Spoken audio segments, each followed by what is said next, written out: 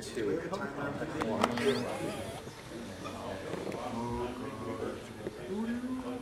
Did you mute?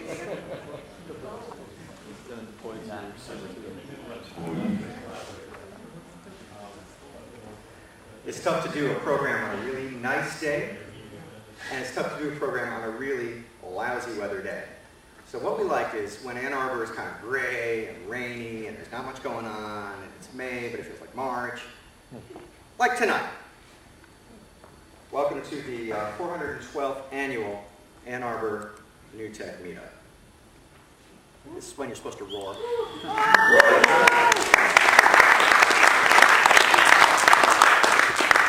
My name is David Bloom. I'm one of the several organizers of this meetup. And if the organizers are present, please identify yourselves as I call out your names. Roger Rayle, Doug Song, Jennifer Lopez. Jennifer? She never comes. Right, there are many other fine organizers who, if they were to show up, I would introduce them to you. We're going to get started right away because Roger's got a basketball game. So I want to introduce DealSavant. DealSavant CEO Joe Minock has, for reasons unbeknownst to any of us, never presented at this particular auspicious kind of an event.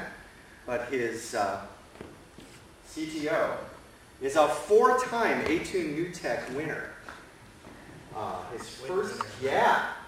His first A2NewTech startup is actually paying for all the other ones. So we should all be so talented as Kyle Mulka, who's just going to stand here and be a visual aid while Joe tells us about DealSavant. Let's give it up for Joe Minock.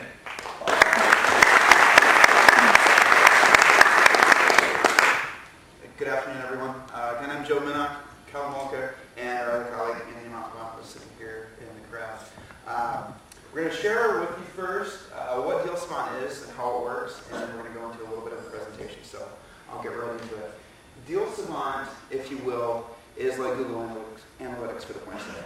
So when you think about it from a business owner's perspective, small business owners don't have time, they don't have a whole lot of money dedicated to any specific marketing budget. And so they're kind of like the Tasmanian devil, in that they're a whirling dervish running around their business, trying to generate new revenue, but they're not really quite sure what's working for them. So that's where we set it. DealSavant helps drive measurable traffic to the point of sale. And then the business can actually make really good decisions as to where they market going forward. So going into DealSavant, if any of you guys go to DealSavant.com, you'll see that page that was just up. You can request a invite code, so if any of you have small business owners that you know, send them our way. Right here is where you would start as a business owner. This is our dashboard. These are all active deals. You'll see 1 hour for training, 10% off small coffee. Really, the limitations of the deal are ultimately someone's imagination at this point. We will have temporary deals going forward, but this is what we've got. We're going to go in and create a deal really quickly. Very simple offer, details of the offer, and then on your right, my left, redemption instructions. Redemption instructions might be coupon code number 23 that you would integrate into a point of sale system. So you can integrate our system into your point of sale and get measurement on the other side. So we've got an awesome deal here. We're going to put this, this is the neat thing. We're able to ultimately inventory every single marketing channel that a small business might have. So Facebook, Twitter, the local newspaper, a poster at the corner of 4th and Liberty. We can inventory every single engagement point for the consumer to interact with one of your pieces of marketing. So we can tell you what's working, what's not working, what you might want to tailor the message for, and what you might want to just straight up get rid of. So we're going to use Facebook as this channel, and we're going to save that ad, and we're going to go out and get the assets for it. This is really cool. We pretty much make it so that a business owner can create a deal in under 60 seconds, get it posted out to their favorite channel, and get back to work. Because like I said earlier, they don't have a whole lot of time. We work really quite well with them. So in the assets here, you've got a link for a landing page, which we'll switch back to here in a moment. You can publish to Facebook, Twitter, or LinkedIn. Since this is Facebook, we can click on the Facebook button. But in the other area, you notice there was just a raw QR code there. You can save that QR code, put it on your print advertising, or anything that's offline, and be able to measure that channel. Here, we had a deal on Facebook. Let's go ahead and go to the We are a agnostic platform. We don't care about earning. We're focused on the businesses. So this is what a deal will look like. This is that free DealSavant demo deal. If you guys have your phones, we're going to show you another QR code here in a few minutes. You can scan it and we'll give you a demo. But somebody clicks on the link, Facebook, Twitter, anything online, they're going to end up at a landing page like this. They're going to scan the deal with their phone using their QR code scanner, and they're going to end up with a deal that looks a little bit like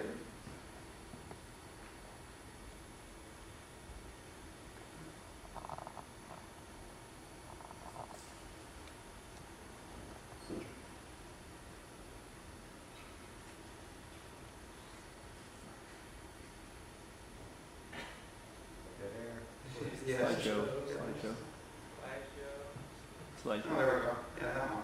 Thank you. So they're going to end up with a deal that looks just like that. Nice, clear, clean, easy instructions as to how to use it. They click the redeem button to show the business the code that they would scan to redeem it at the point of sale. Let's go ahead and advance forward to the slides here. 1 minute, Joe. Thank you. So a little bit about our team. There's 3 of us right now. We're looking to take funding and expand it soon, hopefully. The market is actually quite large. We're looking at 24 billion worth of online ads in 2015. So we're looking to take a little slice of that.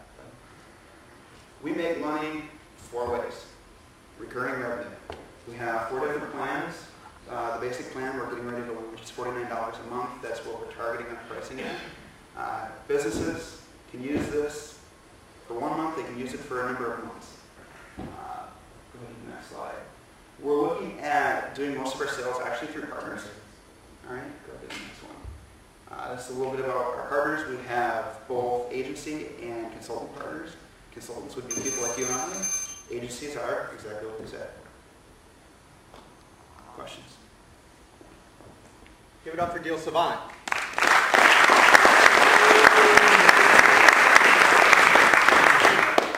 Now this is the fun part where we ask really good, intelligent, awe-inspiring questions. No stunt speeches, no statements.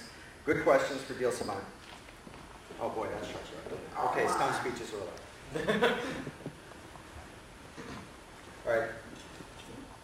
You have agencies up there. They're notoriously difficult to work with. Yes. How do you acquire, how do you retain? How do we acquire? We acquire because we give them a net new revenue stream. We actually have 5 partners that we've signed up already with net potential of over 300 end user businesses. So the engagement point actually has been really pretty easy to move forward with them because we give them more money. Well, they like that. They do like that. Why should DealSavant, or actually small businesses, partner with DealSavant over Facebook, Google, and Groupon? It seems like a crowded space. It is a crowded space. We are agnostic. So where Facebook is focused on Facebook, Groupon is focused on Groupon, Twitter is focused on Twitter, we can use every single one of those channels and measure those channels. So where they can potentially generate business, it's not measurable to the extent that it is for us. We can tell you what the conversion rate of each channel is. We can tell you, really whether or not it's working. Whereas, anything that comes in from Facebook, Twitter, Groupon, we don't know how long, as a business owner, we don't know how long it took that person to get from point A to point B. With our service, you'll know that. Can you tell me what kind of metrics you're going to offer to your customers to make DealSavant good for them? So we measure 2 things right straight away. We measure consumer scans of a deal, and we measure consumer redemptions. We're looking to expand that to measure engagement, which would be a little easier to do online versus offline. We're going to be able to tell the business how much they're making from each channel. And there's a number of other metrics that we're looking to add, such as age, sex, demographic, as we move forward. So here's the demo of the analytics. So which deal actually has it? Go to Package and customers? Okay, so these this is the number of scans and redeems per channel. So let's say you post on Twitter, you post on Facebook, you post on Google AdWords. each of these would be listed separately for number of scans. Like that'd be a customer coming in and actually scanning the QR code, and then a redeem is bringing that QR code into the business. So they'd be able to see all this data. So I always thought it would be interesting if you could take it one step further. A lot of people use Groupon and they get a massive influx of business that actually winds up making them lose money. So if you could take it to this next step after that and say, this is how much money you lost making this offer, but this is how many recurrent people came in continuously afterwards. I think it would be an interesting analytic. I'm going to hit that point, but it's a little bit different focus. So one of our major focuses for any business is leveraging our deals during off-peak times, because Groupon, typically most of their customers, especially as it pertains to restaurant business, come in at peak time, and those restaurants lose full margin. Those customers are really tough to deal with, and they don't do very well either. So we're trying to focus, or help the business focus on off-peak times when it does make sense to give consumers an incentive to come in. Joe, what's your exit? What's our exit? Acquisition. By who, how, and why? There's actually a number of partners that I think would be a great, or we'd be a great purchase for.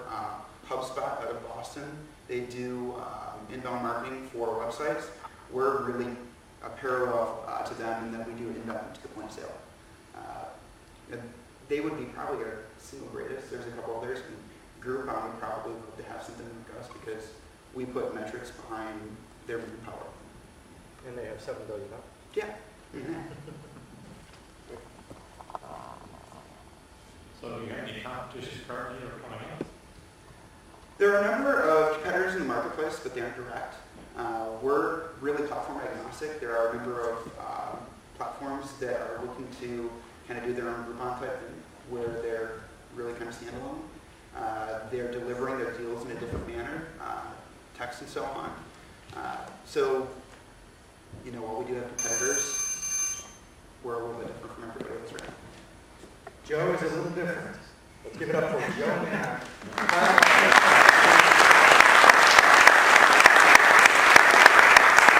Hold on to that, you'll need it. All right, can I have, please, Scott Thompson? Raise your hand. Jason Myers. Okay, you guys just got bumped. Can I have Alex Sobolev? While Alex is setting up, I want to thank the sponsors of this auspicious meetup, primarily A2 Geeks, which had its annual meeting last night and re-elected our interim president for another 2-year term. If only peaceful transitions of power were that easy. So A2 Geeks is our sponsor. The Ross School of Business and the Zell-Lurie Institute provided this okay room for us to work in. The Tech Transfer, Office of Tech Transfer at the University of Michigan has lent their support and their advice, and Wes Hofstadter, when he shows up to this meetup. Also want to thank Momentum. Momentum is a entrepreneurial development camp in Grand Rapids. They just selected their campers for 2011. And those folks will be moving for a 12-week program to Grand Rapids. And then I want to invite everybody here, but especially you, to come to Tech Brewery at 4:30. Tech Brewery is one of our sponsors, and they have Beer 30 on Fridays, where we start coding something other than ones and zeros. Tech Brewery, go to techbrewery.org, or just follow Doug around. He ends up there quite often. Is your audio hooked up? I think so. All right, you got a microphone here? We're switching, so Okay. can we use this one? Alex Sobolev is giving us a hardware device. That in itself would be pretty cool, but this hardware device is one that's very close to my heart as a digital musician. Alex Sobolev is going to introduce Weinreich Labs and heirloom-quality digital instruments. Let's give it up for Alex Sobolev.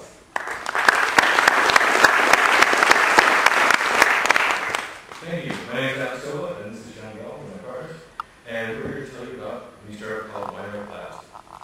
Time is text, hopefully we'll be able to tell you a little bit about our history and what we created and where we plan on going. So, Weinreich Labs is a technology company that loves music. We combine high and low technology and a lot of experience to solve real problems for musicians. The real problem that we're dealing with today is the violin. But first, let's talk about history. In 1985, master violin maker Joseph Curtin began informally working with University of Michigan professor of physics Gabriel Weinreich. Over time, they worked on many of the acoustic mysteries of the violin, and around 2006 they began working on a methodology for quantifying the acoustic voice of a violin. They theorized that this methodology could be used to digitally reproduce the sound of the violin that was measured. In early 2009, I began working with Joseph as a designer for studio projects, and by summer we decided to reinvent the electrical violin by implementing that methodology that we came up with before. We then brought on John to help engineer some of the things for us. At this point, some of you might be thinking why anyone would want to digitally reproduce the sound of an acoustic violin. The answer is complicated, but it boils down to this. Violins are known for the richness and quality of their sound, but there's no good way of amplifying the voice without losing its character or creating feedback. Electric violins might seem like a logical solution, and although they solve the feedback problem, they still fail at reproducing an accurate violin sound. This wouldn't be a problem if the sound of an electric violin was embraced by society as a musical icon. Unfortunately, the electric violin was never embraced into a major musical genre, and therefore never became a desirable sound.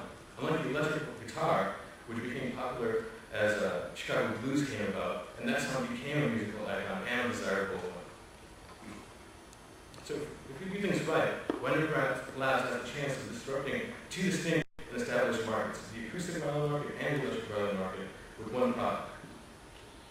Everything about our project, acoustically and aesthetically, is a balancing act between traditional and more contemporary requirements such as amplification. This image is the front and back of our second prototype, and John's going to tell you more about it. Alright, so next we're going to actually play a sample of what a typical electric violin sounds like.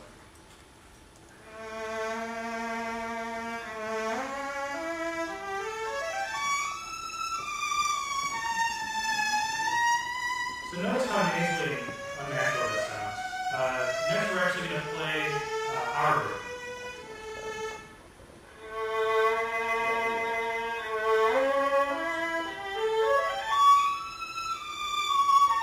This is the exact same sample as before when we processed by our system. Notice how much fuller and more complex the sound is. This is because we're using a measurement from an actual Plowden violin built by Weinreich Labs in 1735.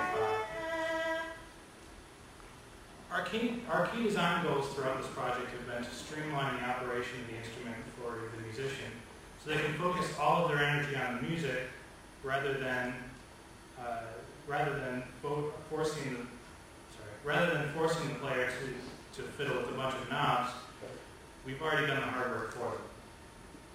To achieve the sound that you just heard, we took a measurement of Weinreich, loaded it into our system, and processed the string signal in real time.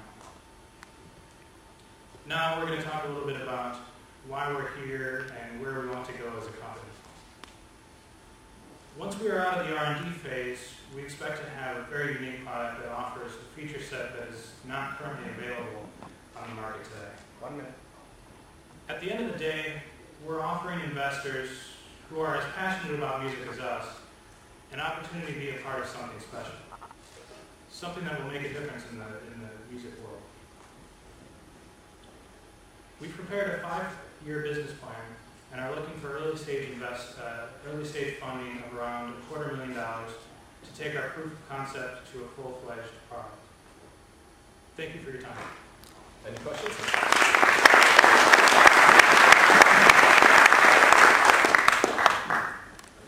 Right here. Yeah, I'm curious. It seems like some of your product is sort of software-based, like you're doing some digital processing of the signal. Mm-hmm. Why then make an instrument that relies on expensive, exquisite materials? Well, there's a number of answers to that question. Some of them are technical, like we need to get that processing done in real time, which requires custom hardware to accomplish. The other one is the existing electric violin market is completely saturated by low-end products. And part of the reason is because there isn't sort of an iconic instrument, and the other reason is because there's no defined solution for getting a good sound in electric violins. So even if you go to the most expensive, best quality electric violin, the maker is still allowing the musician to decide between 3 or 4 different pickup systems, none of which are good or get you close to an actual sound.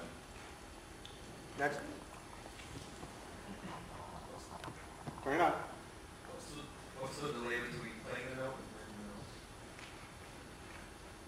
Well, it actually depends on the actual interface. Right now we're working on developing a wireless system that will actually add more delay of about 5 milliseconds than the actual processing, which takes less than about 100 microseconds. Nice. You're 4. How big is this market? Well, that's actually kind of hard to say because electric violin makers are very tight-lipped about their sales figures. The only numbers that we have are the actual acoustic violin market size, and that's typically about 4 high-priced acoustic violins are typically in the range of 2,500 units per year. But those are all new instruments, and it's not counting instrument resales, which is like an even larger section of the high-end violin market. Have you talked to a certain high-volume, low-end dealer that happens to be on South Industrial? Sort of. Could you talk about what kind of price point you're aiming for, and in relation to that, what kind of market share you think you might be able to attain? Well, for price point, we are certainly going to be the most expensive electric violin on the market. But we're doing something that no electric violin market to date has done. And initially, even with the very low market, how much was it? Oh, about 3% at first. Yes, even with a 3% market share, we will make a good profit. And the price of our instrument is probably going to be around somewhere between $7,000 and $10,000. And the most expensive electric violin instrument now go for about $6,000 to $7,000. Lots of good questions. Doug, Xander, Bilal, go. Have you guys seen the MIT MIT Labs Chameleon guitar, the hybrid? Is that something that competes with you guys if they retarget toward this market, or is Chameleon guitars is not yet, but we actually presented at a conference last summer with the guy who made that, and we're in completely different marketplaces. There's a new Gibson Chameleon guitar, which does something that sounds similar, but is actually quite different. And again, it's a completely different marketplace than what we are. What makes your pickup system better than like the Fishman Bridge piezo system? Why is your technology better? Well, the problem with the pickup system is really what you're doing is you're measuring some sort of physical reaction to the movement of the strings, right? It's going to be either acceleration or force. That doesn't actually correspond to the sound you hear in a real violin. What happens in a real violin is the body actually transforms that into acoustic sound. And that transformation is what gives it the character and the quality. So what we're doing is we're actually making that transformation happen digitally. Does that make sense? Let's get 2 more questions in. No follow-up. Philip? Turn on. So, you guys make a really cool product. Let's say you did find an investor. Do you know how you will make enough supply? Like, how are you going to supply people? How do you make an awesome looking, expensive product with really sweet wood at thousands of units? You mean so basically you're talking about manufacturing, how are you going to manufacture? The business plan right now has John and I manufacturing done, and we can handle somewhere around 30 instruments a year with just the 2 of us. As we get more orders, we plan on getting more people and eventually bigger space. Scalability is a big challenge. All right, I'm going to steal one extra question here. You put the Guarneri up there. That represents a ginormous IP investment. Do you have IP issues in modeling the Guarneri? We've met with the lawyer, and right now there's actually no case that they know of that even resembles the kind of IP issues that we're dealing with. So I would say that's a huge risk. It is a big risk, but it's something that we're working on. Weinreich Labs, Alex and John.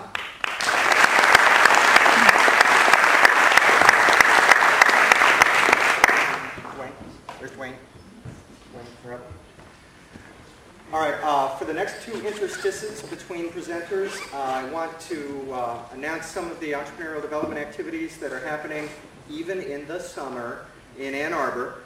And I'm going to talk about a couple, and then I'm going to hand the mics around for folks to announce the many group activities that were, some of which were highlighted at A2 Geeks last night. I want to begin with Thursday morning CFO Roundtable. This is an event that is underrepresented by the crowd. CFOs, and that's why. None of us are CFOs, and if we hung around with CFOs more, maybe more of us would get funded. This is a 7:30 breakfast, which is another barrier to entry. People, you gotta wake up, you gotta get to the meeting, you gotta wear the clean shirt. So the CFO Roundtable takes place at Ann Arbor Spark at 7:30 in the morning. Go to annarborusa.org/events, sign up for that, and learn how the money people look at us. So I haven't that up yet. Okay, next one is starting your own business. Anybody here has done that before? Okay, for you people who haven't raised your hand, starting your own business is an all-day workshop in Ypsilanti, and that takes place on Friday the 20th. And then on the 2nd, on June the 2nd, is one of my favorite groups in Ann Arbor that doesn't get a lot of mix from this crowd. And you know, you could probably skip the CFOs and hang out at the Michigan Energy Forum. This is a group that was patterned after the Marketing Roundtable of folks who are involved in clean tech and in new energy technology. They meet at 5:30 on the 2nd. Michigan Energy Forum, the program description is also at annarborusa.org. And now we have Gumshoe. So I love Dwayne and Jim's introduction. Anybody go to Future Midwest? All right, did anybody see these guys get pooped on by that bird? All right, because a bird did poop on these guys at Eastern Market. Really? But let me tell you, you want that bird. How much did you guys get? 100K. 100K! Woo! Let's play Gumshoe. Dwayne and Jim. How you guys doing? This is James, actually, and I'm Wayne. Yeah, so we were at Fun by Night, and we were so gracious. They actually let us win. So that bird was quite a bird. So our real passion actually is creating unique experiences for people through storytelling. You could sort of call it marketing, I guess, if you want. But our mission really is to turn life into the ultimate game. You know, go big or stay home. So we built a kick-ass mobile platform that puts you at the center of your own alternate reality. It's really a game of Clue in your back pocket. So why gaming? Do we really need another game? Yes, we do, because gaming has become ubiquitous. It's entered every aspect of our lives, from information delivery, entertainment, God forbid, education. 70% of households play games. That's why the gaming industry is larger than Hollywood. And like the picture, even your mom plays games. At least my mom does. That's right. What's that? No, that's not my mom. It's a marketing mom. Yeah, it's a marketing mom. But really, when we sit back and we looked at gaming, what we really want to extract out of gaming is its ability to tell stories and to be able to dial up and dial down that level of engagement. From anything to like just a visual story or something entertaining like Angry Birds, or something like hugely immersive and entertaining like if you LARP or ARGs and things like that. So it's a really malleable platform that lets you really tell these stories in a unique way. So we thought, like, how are we going to tell these great stories and combine a game? Well, it turns out that you already have the tools to tell a great story, and that's in your back pocket. I don't have to tell anybody that mobile is completely taken off, and will soon eclipse desktop internet usage. So basically, we're going to power these stories in this game with a device that holds all the keys to your personal data. And those keys to the story are really, powered by the data that we're using, like location-based services. It knows, my friends. It knows what I like. It knows, it has all of the data and all of the information that is relevant to me. Yet it's not telling me a personalized story. It's more just shooting this kind of information out into the cloud. So if only somebody that got pooped on by a bird was able to take the keys of mobile and unlock the true potential of storytelling and gaming as a whole. And so that's what we tried to do at Gumshoe. We call it Life's Gaming Platform. And I'll let James run you through a little bit of the demo and how the game works. Cool. Awesome. So I'll speed through it. It's one of those things that I think when you see it, it makes more sense than when you hear it. So Gumshoe is a location-based game at its heart. We're taking all the stuff you're producing kind of ambiently.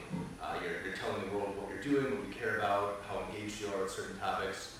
And we're taking all that stuff and we're using it and we're mining that data and we're telling a good story. So in this case, I'm a Foursquare user. I check in places. It's just kind of what I do. If I was to check in here and there was a mystery in the area that is part of the game, the system pops up and tells me that, like, right now I can, because I'm in this place and I have, certain friends online and whatnot, I can take part in this mystery. I take the mystery and it kind of creates a customized story for me. I have to ID a witness that comes out of my social feed. All these are real friends, depending on how easy or how hard the game is. It kind of finds people that are closer or farther from me in my social graph. It gives me a chance to explore physical places. We're using Foursquare and Koala and all the stuff you're doing already. So it's basically directing people to go places and do things. There's a variety of tools we're using. So whatever's hot in the world, we can build a story around it. So if near field picks up more, or if people really get into, I don't know, like scanning QRs off each other's screens, whatever it is, we can use those mechanisms to do good storytelling.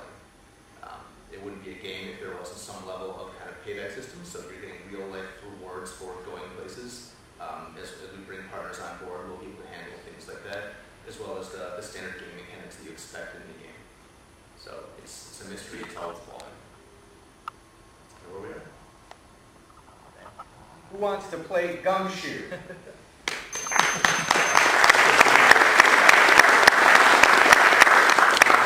Who wants to ask Gumshoe questions? Shout it out. As soon as your product is launched on the iPhones, how long before a competitor copies it and they're selling it to? Sure, and that's a similar question, like how soon after Foursquare came online did we're Koalas in the world, like not get there actually vice versa. But it's one of those things. It's a game, it's a platform, and really what we bring to the table is good storytelling and the ability to kind of guide people through these experiences. Because people are producing this data, it's already out in the marketplace.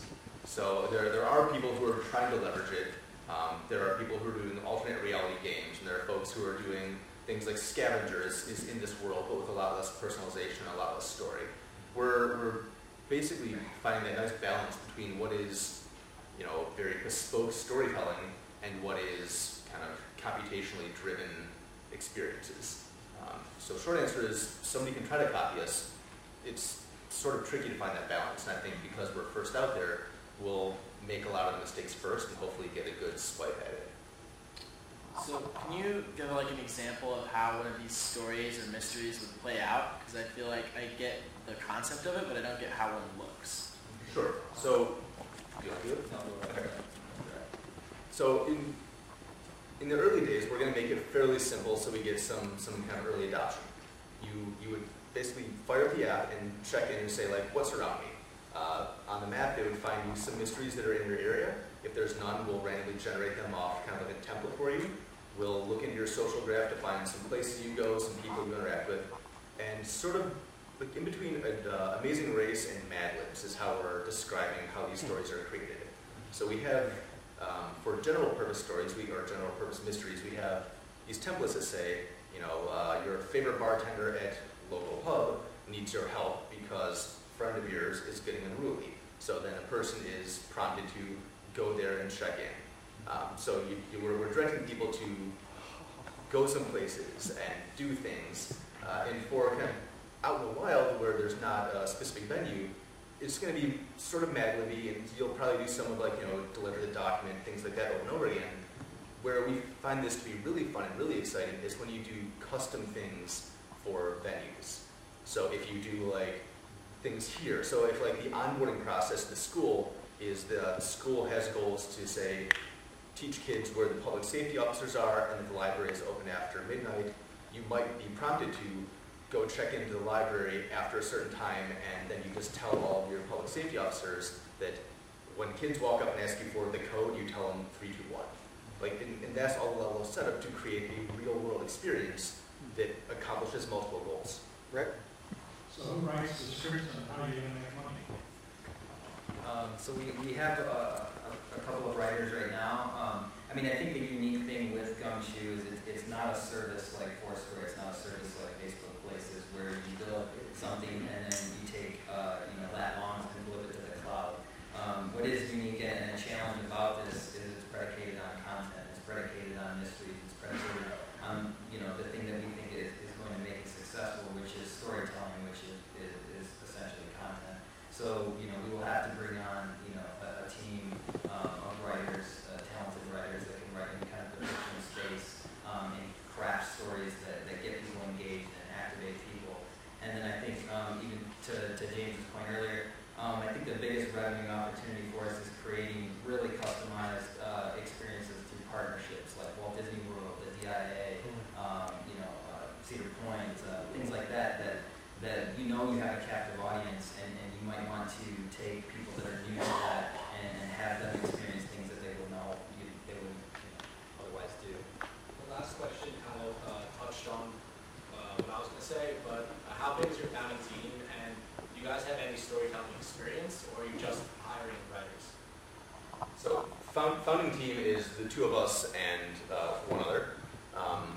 We do have experience telling stories. I mean, we come from some of like the biggest marketing groups in the country.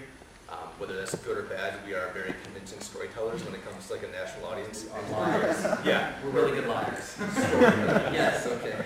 So we not only have some experience ourselves, we also have access to some of like the best and brightest out there. Okay, I got two more. One, two. How do you convince the early adopters to play, and then how do you convince the masses to play? Yeah, so early adopters, I think we really do want to kind of roll this out a little bit slow because like any game, we're really going to have to tweak the knobs to find out what types of clues and what types of activation people really gravitate towards.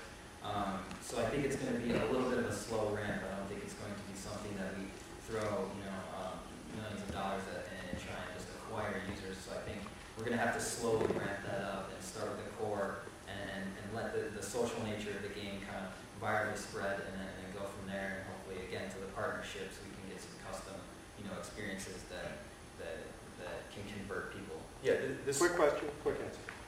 Yeah, what other interfaces are going to be operating on? You mean like which devices? Yeah, besides the iPhone. Sure. So, yep, Android and iPhone to start. Because it's basically just connecting all the social stuff out there, any device that can connect the social stuff is fair game. Whether it's, like if we start having near field communicators to blip to check in, we can use those. Facebook is a perfect thing. We can start having some story later on top of Twitter. Like wherever you're producing data, we can also push and bring the story. I don't know about you, but I'm thinking Gumshoe. Let's give it up.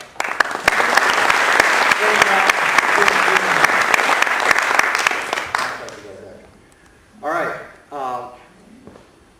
Who knows what intrapreneurship is? It's a word that was spawned in the 80s when big companies were discovering how little companies were kicking their ass.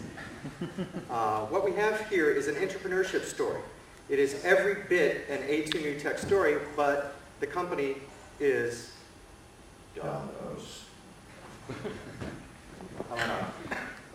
Kevin Vitale is going to demonstrate, but you couldn't have entrepreneurship if you didn't have an entrepreneurial champion in the management ranks. Is Jim Detect here? How did this happen?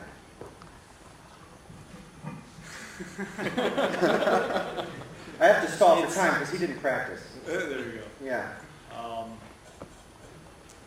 We had a business need. We had some talented people. Business need. And people. And we had a few people who weren't afraid of getting beat up to do the right thing. There was no fear in entrepreneurship. All right, good answer. Jim, Kevin, tell us about Domino's iPhone app. All right. My name is Kevin Vitale. I'm a mobile research analyst with the Domino's e-commerce team, and I want to introduce you guys to our brand new iPhone app that we're going to be releasing shortly. So the goals are pretty straightforward in this experience. We want to focus on 10-second quickness so that the experience from starting to your order to ending your order felt quick, 10 seconds like. Combining that with our one-handed ordering philosophy, we had this mantra of 10-second quickness, one-handed ordering experience. We wanted to make sure that it was a full ordering channel, just like our Domino's.com platform. And of course, we wanted no gimmicks, because I can't tell you how frustrating it is when I want to have wings on my order and I have to shake my sauce on it. That sucks. Point being, it doesn't help us with that next point, which is responsive UI. And then finally, we wanted a platform that was scalable for its own future and for other platforms, such as the Android. So let's get a taste of what this looks like. On your left is the initial screen when you first launch, provides you with the delivery carry option. We have a store profile later down in that story that eventually gives you the option to carry out and call the store, despite the fact that we're on the iPhone. We want to give the option to the users who wanted it to be able to call the store directly.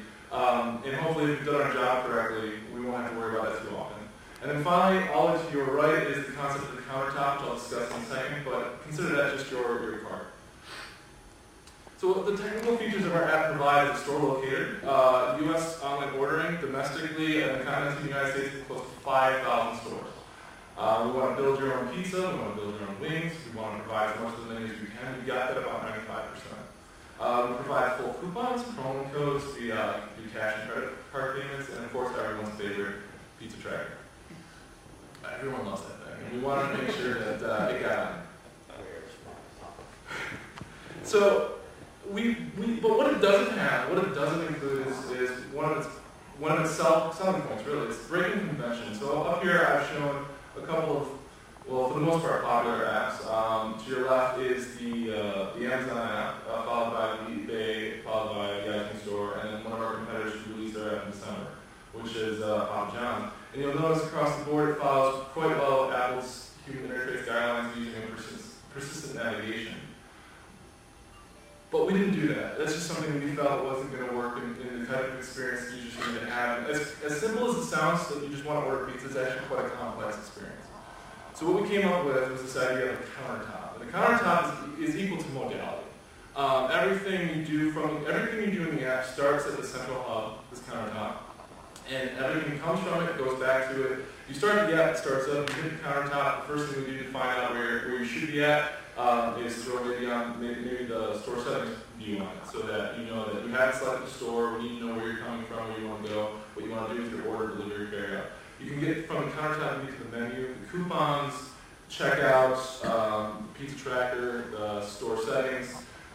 It's great because it has numerous technical advantages in terms of the complexities that one wouldn't necessarily think of right away with ordering pizza.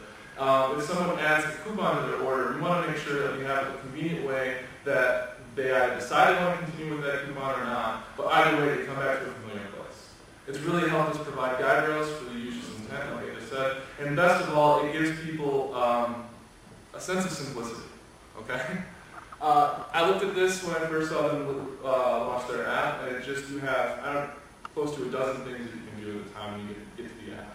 And we wanted to make sure that the user experience wasn't daunting from the get-go, and that we were providing them a clear path of what we wanted them to do. In fact, it's interesting because what I heard from marketing was 50% of the people on Domino.com go to coupons, 50 people go to the menu.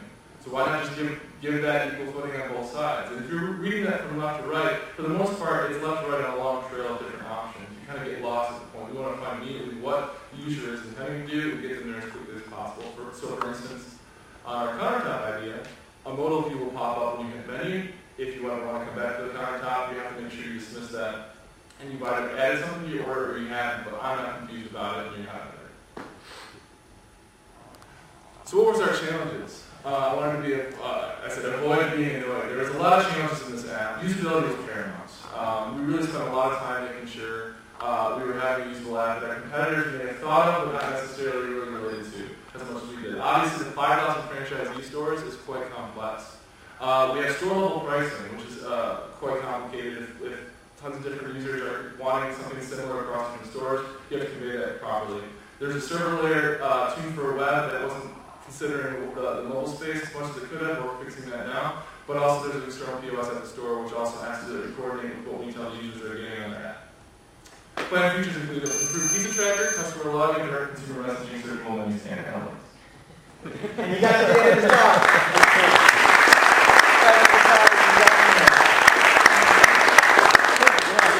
Are you open to pizza tonight? What's that? No. I'll see what I can do. Okay, I appreciate it. What he can do.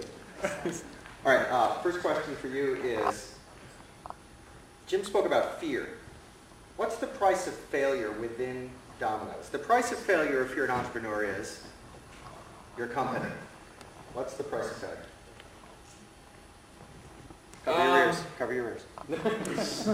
I guess it's difficult to say. That comes from because of the entrepreneurial attitude that's come in within the last year. It gauges depending on who you ask. I asked you. How did you actually? Were you developing this in concert with the users as you were doing this? Because you mentioned prior apps that other folks had done. Had you done a lot of user testing ahead of this to kind of find those defects? Or We actually, I had usability experience before I came to Domino's as well as development. So I kind of found out what the business was about first, evaluated how we can make it better for the mobile space, and then we went through formal usability testing to figure out whether or not we were right. It seems to be the case. Got it out. You're going to be able to deliver to me if I'm just standing on a random street corner as opposed to a conventional street address? Not yet. Don't count it as a possibility. One of the things that we looked into is took the limitations we knew about as part of the business already, put it in a bucket of things that are going to be backlogged and made better on, and make sure the first launch was as usable as it could be, given what we had to work with. So don't count it out. Did you have a legacy that you had to either inherit or distance from? Yeah, we had there was no mobile app to begin with natively. There was a mobile optimized website. There's a platform out there that we use to build to talk with our e-commerce sites on. It's called Power. We took lessons learned from that in the process of upgrading the service layer to meet a more ubiquitous need. What's your favorite color? Come on, people, help me out here. When do you expect this to be available for users? Good question. We actually got approval today for ready for sale, and after a few marketing conversations, we're hoping to have it in the next 2 weeks. So look for it. It's going to be awesome. So clearly, this is your project, or this is a small team, and I'm actually curious about what entrepreneurship means. Is this your project? Is this a Domino's project? Or what happens next? Yeah, this is a one-man effort at current. So everything you've seen and will see when we get the app, it was kind of a direction through the guidance of Jim and also the whole team that is building out a new website at current. So the entrepreneurial attitude that came in here was scaled. You can think of the mentality as you just really scaled back. Going from this big business attitude to something where we thought of ourselves as more of a startup. We had almost an entire new room of people, a lot of young bloods looking to do something really good, and we wanted to make sure whatever best practices we established were continued as from what we learned in the industry and what we can bring to future projects. Have you had an opportunity to test this? At what level? At a user level? Yeah. We part of the entrepreneurship attitude that we took is for the first time we did a inclusive beta testing with both our World Resource Center employees as well as our franchisees. Got feedback from them through a web form. In a lot of cases, that was never even a thought for some of our other ordering channels. So it seems like you have a great way of getting people to connect with you. Is there any way this application kicks back to users? Like, is there anything you can do in terms of, geolocated messaging, or almost like a jump ball for like driver had the wrong pizza, who in the area wants one of the anchovies? It seems like you can do something really fun from that. Doesn't it? I mean, despite the one-man effort, I don't think that's reflective of what we hope to achieve in a more mobile space. Yeah, I want to come back to the entrepreneurial thing and a lot of these answers because what we're hoping to achieve is a really a broad sense of what our mobile strategy is going to be, and we do it from this very, very ground level attitude. I can try to speak on our competitors, but I don't think they're taking it in the type of seriousness we would. Like we're thinking of ourselves as a brand new company. Can I get this question once? Just really quickly, you know that there's a Turkish Domino's pizza app? There sure is. Thank you, Paul. Vitale, Domino's.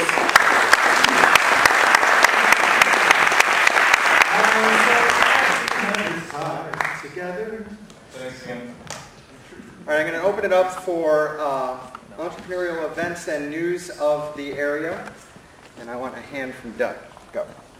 For folks who actually, who's going to the Lean Startup Conference in Grand Rapids on Thursday? A couple people. We have a bus. Who among you is not going on the bus? We have a bus going Thursday, leaving 5:30 a.m., returning 7:30 p.m. from Grand Rapids. But even if you're not actually going to join the conference, we actually have a. What's that? Get on a party bus. Yeah, we actually have a co-working arrangement with the Factory, which is actually in downtown Grand Rapids, sort of a sister co-working space to the Tech Brewery. And so if anyone wants to just go and work from Grand Rapids for the day and join us for the after party, which will be from 5 to 7:30, you're welcome to join us. Just let me know.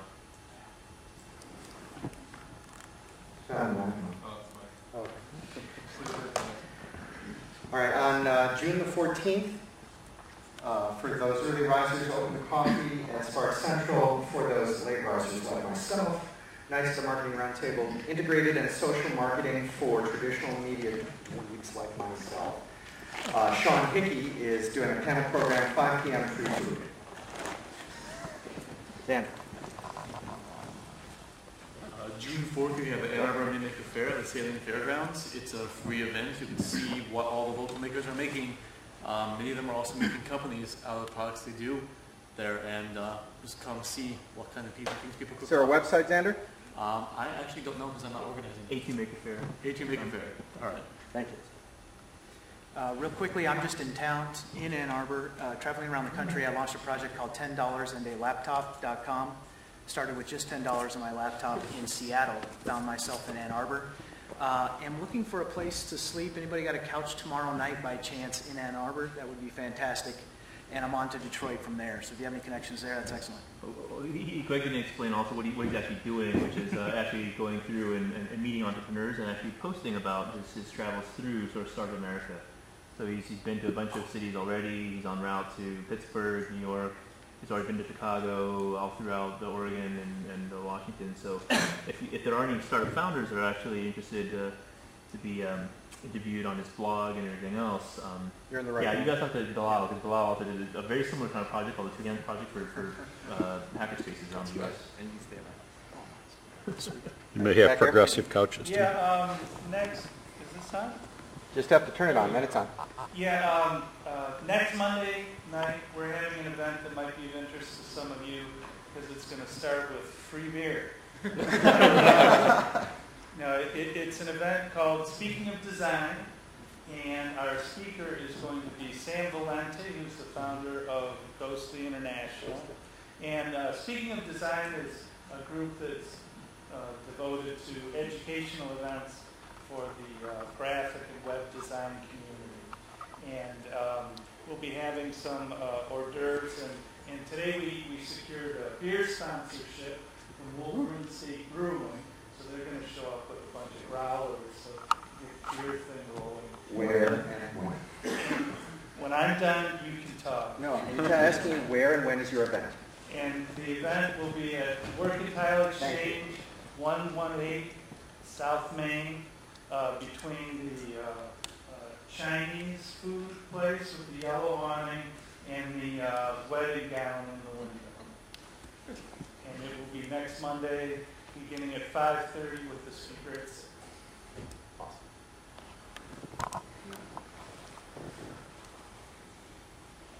I think it's a wrap. Thank you very much. We'll see you next.